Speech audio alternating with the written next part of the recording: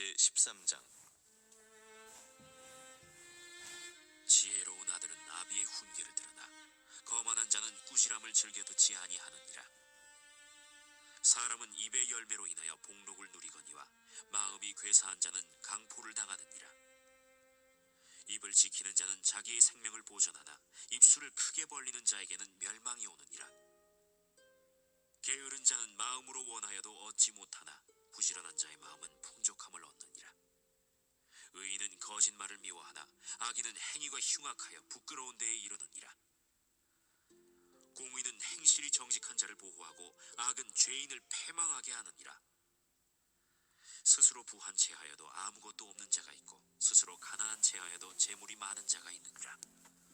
사람의 재물이 자기 생명에 속전할 수 있으나 가난한 자는 협박을 받을 일이 없느니라.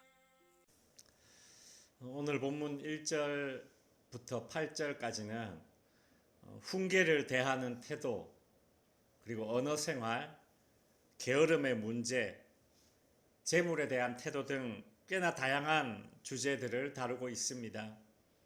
오늘은 그 중에서 1절과 3절, 7절, 8절을 중점적으로 살펴보겠습니다. 사람들이 전화 받는 그런 모습을 보면 상대방을 어떻게 대하는지 알 수 있습니다. 예를 들어 편하고 친근한 사람과 전화 통화를 할 때는 누워서도 통화할 수 있고, 또 정말 친한 친구 같은 경우에는 뭘 먹으면서도 통화할 수 있죠. 내 일을 하면서 통화할 수 있습니다. 잘 못 들으면 뭐라고? 그럼 다시 얘기해줘요. 이와 반대로 엄청 어렵거나 높은 그런 신분을 가진 상대방과 통화할 때는 어떻습니까? 전화통화는 상대방의 모습을 볼 수 없고 목소리만 들을 수 있습니다. 그런데도 불구하고 엄청 어렵거나 높은 상대방과 통화를 하게 될 때에 네네 하면서 허리를 굽신굽신 하면서 이렇게 통화하는 사람이 제법 있더라고요.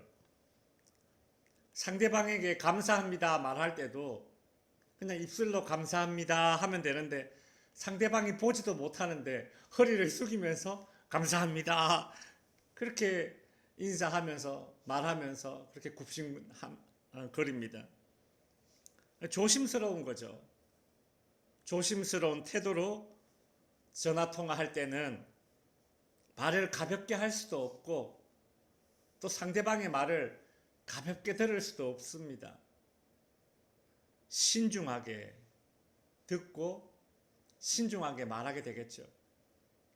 오늘 본문 1절과 3절은 신중하게 듣고 신중하게 말하는 것에 관한 이야기를 합니다. 먼저 1절 보시면 지혜로운 아들은 아비의 훈계를 들으나 거만한 자는 꾸지람을 즐겨 듣지 아니하느니라. 여기서 듣는다라는 말이 두 번 나오죠. 그죠? 우리가 신명기에 보면 쉐마 구절 있지 않습니까? 들으라. 솔로몬은 훈계와 꾸지람을 듣는 태도를 이제 교훈을 해주고 있죠. 듣는 것이 중요합니다. 어떤 태도로 들어야 됩니까? 엄청 어렵고 그리고 높은 사람과 전화 통화할 때처럼 교훈과 꾸지람을 신중한 태도로 들어야 한다라고 말해주는 것입니다. 훈계와 교훈을 신중한 태도로 듣지 않고 가벼운 태도로 듣게 되면 어떻게 되겠습니까? 창세기 19장에 보면 롯이, 소돔성에 살고 있던 롯이 그 사위들에게 야, 하나님이 이 소돔성을 심판하신다더라. 우리 이 소돔성을 떠나야 된다. 그렇게 얘기를 해 주었습니다. 근데 롯의 사위들은 그 장인어른의 이야기를 농담으로 여겼다. 이렇게 기록되어져 있습니다. 농담으로 여겼다. 가볍게 여겼다는 것이죠. 신중하지 않은 태도로 들었다는 겁니다. 상대방은 신중할 거 아닙니까? 소돔성이 멸망하는데 그것을 농담식으로 얘기했겠습니까? 근데 듣는 내가 가볍게 여겼다라는 것이죠. 결국 그들은 소돔성이 멸망할 때에 함께 멸망했습니다. 1절이 신중하게 듣는 태도를 다루었다면 이제 3절은 신중하게 말해야 하는 태도를 이제 지적하고 있죠. 3절 보시면 입을 지키는 자는 자기의 생명을 보존하나 입술을 크게 벌리는 자에게는 멸망이 오느니라. 입을 지키는 자는 생명을 보존한다. 입을 지키면 살고 입을 못 지키면 죽는다 라는 뜻입니다. 이런 표현이 다소 좀 과장된 듯한 그런 표현이잖아요. 근데 이 성경이 쓰여진 이 고대 시대 아닙니까? 솔로몬 시대. 이 시대에 왕 앞에서 입술을 잘못 놀리면 어떻게 되겠습니까? 목숨을 잃을 수 있었던 것이 그 당시의 실제적인 상황이죠. 입을 잘못 놀리면 목숨이 날아갈 수도 있는 그 왕 앞에 섰을 때처럼 신중하게 말하라는 것입니다. 1절과 3절은 우리에게 신중하게 듣고 신중하게 말하는 태도를 알려주죠. 이제 7절, 8절을 보시면 재물에 관한 교훈입니다. 특별히 7절과 8절은 재물의 이중성에 대해서 이야기해 줍니다. 재물은 이중성이 있습니다. 독이 되고 동시에 약이 되기도 합니다.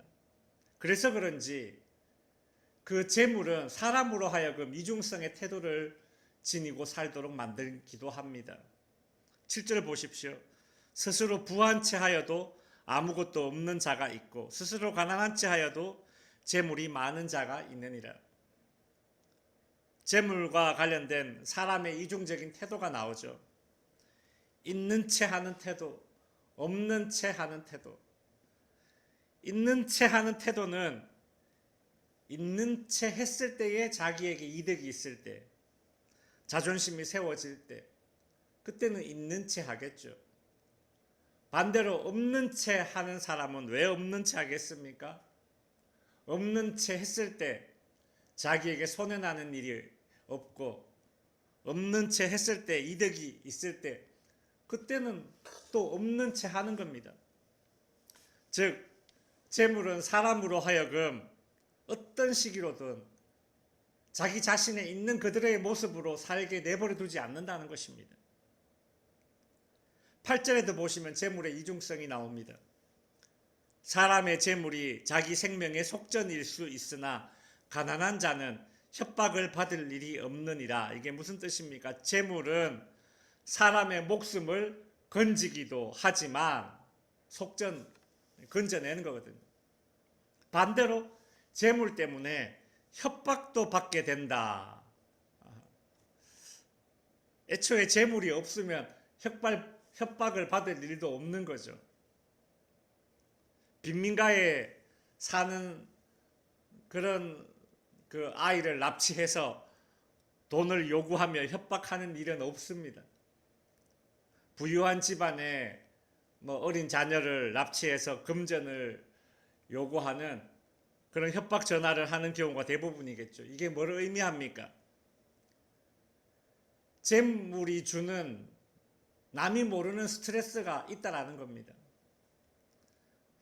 오늘 본문에서 이야기하는 이 납치 협박은 좀 극단적인 사례입니다. 안 그렇습니까?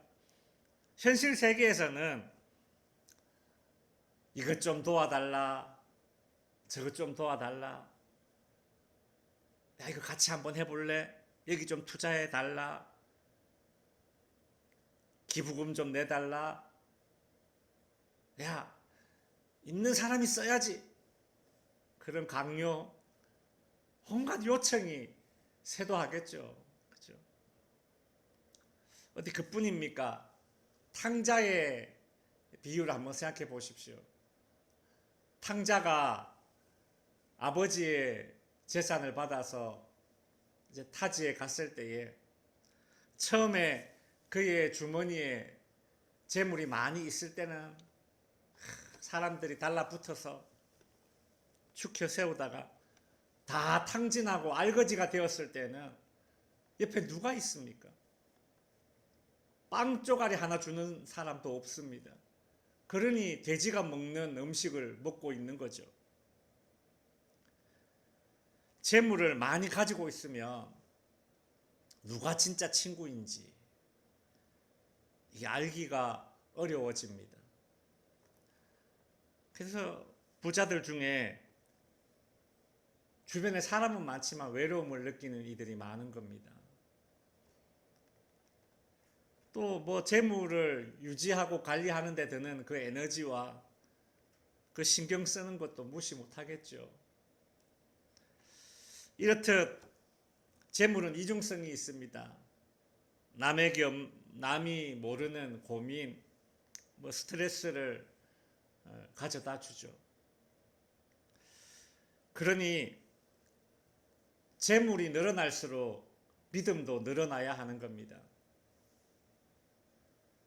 통장에 잔고가 줄어들 때 기도하는 것만이 아니라 통장에 잔고가 늘어날 때에 더 많이 기도해야 하는 것입니다.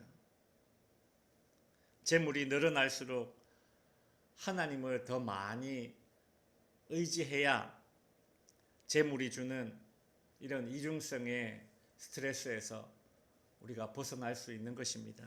기도하겠습니다. 하늘에 계신 우리